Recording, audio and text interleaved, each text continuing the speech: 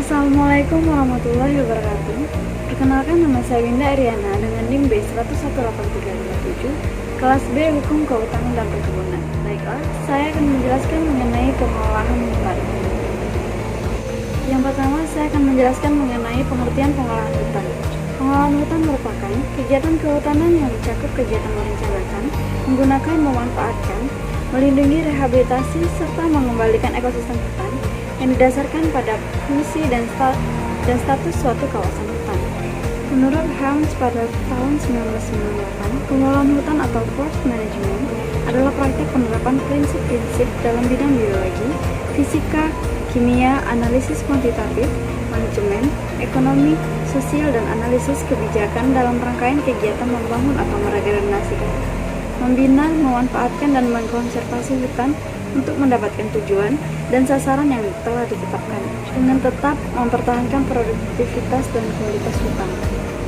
Selanjutnya, pengelolaan hutan mencakup pengelolaan terhadap keindahan atau estetik, ikan dan fauna air lain pada sungai-sungai di dalam hutan, rekreasi, nilai-nilai dan fungsi-fungsi hutan untuk wilayah perkotaan, air, hidupan liar, kayu dan hasil hutan bukan kayu lainnya, serta berbagai nilai lain yang termasuk dalam kelompok sumber daya hutan. Pengelolaan hutan mengandung arti penanganan hutan dengan fungsi tertentu, yaitu pengelolaan hutan lindung, pengelolaan hutan produksi, dan pengelolaan hutan konservasi, serta yang lebih khusus lagi adalah pengelolaan hutan pada tingkat kesatuan pengelolaan hutan atau manajemen unit tertentu. Ruang lingkup pengelolaan hutan. Menurut Undang-Undang Kehutanan Nomor 41 Tahun 1999 tentang Kehutanan, ruang lingkup pengelolaan hutan meliputi kegiatan tata hutan dan penyusunan rencana pengelolaan hutan, pemanfaatan dan penggunaan kawasan hutan, rehabilitas dan reklamasi hutan, serta perlindungan hutan dan konservasi alam. Pengelolaan hutan pada kawasan hutan lindung dan kawasan konservasi lebih berorientasi pada bagaimana menjadikan ekosistem hutan tetap terjaga tanpa melakukan kegiatan produksi atau penebangan pohon di dalam hutan. Sedangkan pengelolaan hutan produksi berorientasi pada pemanfaatan hasil hutan dengan tetap melakukan kewajiban untuk mengembalikan ekosistem hutan tetap lestari. Selanjutnya, pengelolaan hutan meliputi kegiatan sebagai berikut. Yang pertama, tata hutan. Penyusunan rencana pengelolaan hutan merupakan kegiatan rancang bangun unit pengelolaan hutan sesuai dengan tipe ekosistem dan potensi yang terkandung di dalamnya, dengan tujuan untuk memperoleh pemanfaatan yang sebesar-besarnya bagi masyarakat secara lestari. Dengan kata lain, kegiatan ini merupakan tahap persiapan untuk dapat mengelola hutan secara intensif dan lestari. Yang kedua, pemanfaatan hutan dan penggunaan kawasan hutan. Pemanfaatan hutan bertujuan untuk memperoleh manfaat yang optimal bagi kesejahteraan seluruh masyarakat secara berkeadilan dengan tetap menjaga kelestariannya. Pemanfaatan kawasan hutan dapat dilakukan pada semua kawasan hutan kecuali pada cagar alam, zona inti, dan zona rimba pada taman nasional. Pemanfaatan hutan pada beberapa kawasan hutan diantaranya: yang pertama, pemanfaatan hutan lindung dapat berupa pemanfaatan kawasan, pemanfaatan jasa lingkungan, dan pemungutan hasil hutan bukan kayu. Pemanfaatan hutan lindung dilaksanakan melalui pemberian izin usaha pemanfaatan kawasan, izin usaha pemanfaatan jasa lingkungan, dan izin usaha pemungutan hasil hutan bukan kayu. Yang kedua, pemanfaatan hutan produksi dapat berupa pemanfaatan kawasan, pemanfaatan jasa lingkungan, pemanfaatan hasil hutan kayu dan bukan kayu, serta pemungutan hasil hutan kayu dan bukan kayu.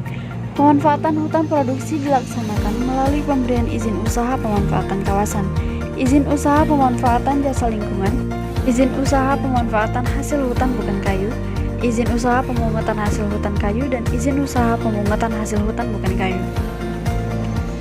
Pemanfaatan hutan pada beberapa kawasan hutan diantaranya: pemanfaatan hutan pada beberapa kawasan hutan selanjutnya ialah pengelolaan kawasan hutan dengan tujuan khusus dapat diberikan kepada yang pertama masyarakat hukum adat, yang kedua lembaga pendidikan, yang ketiga lembaga penelitian, dan selanjutnya lembaga sosial keagamaan.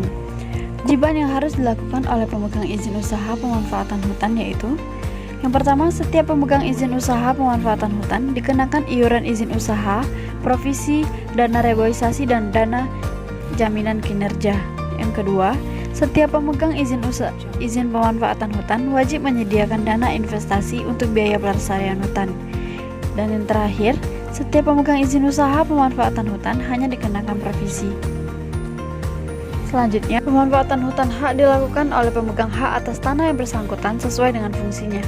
Pemanfaatan hutan hak yang berfungsi lindung dan konservasi dapat dilakukan sepanjang tidak mengganggu fungsinya. Pemanfaatan hutan dapat Kemudian, pemanfaatan hutan adat dilakukan oleh masyarakat hukum adat yang bersangkutan sesuai dengan fungsinya. Pemanfaatan hutan adat yang berfungsi lindung dan konservasi dapat dilakukan sepanjang tidak mengganggu fungsinya. Selanjutnya, penggunaan kawasan hutan untuk kepentingan pembangunan di luar kegiatan kehutanan hanya dapat dilakukan di dalam kawasan hutan produksi dan lindung. Penggunaan kawasan hutan dapat dilakukan tanpa mengubah fungsi pokok kawasan hutan. Penggunaan kawasan hutan untuk kepentingan pertambangan dilakukan melalui pemberian izin pinjam pakai oleh Menteri dengan mempertimbangkan batasan luas dan jangka waktu tertentu serta kelestarian lingkungan. Pada kawasan hutan lindung, dilarang melakukan penambangan dengan pola pertambangan terbuka. Pemberian izin pinjam pakai yang berdampak penting dan cakupan yang luas serta bernilai strategis dilakukan oleh Menteri atas persetujuan DPR. Kemudian saya akan menjelaskan mengenai rehabilitasi dan reklamasi hutan. Rehabilitasi ialah hutan dan lahan yang dilaksanakan berdasarkan kondisi spesifik biosifik, mengutamakan pendekatan partisipatif dalam rangka mengembangkan potensi dan memberdayakan masyarakat.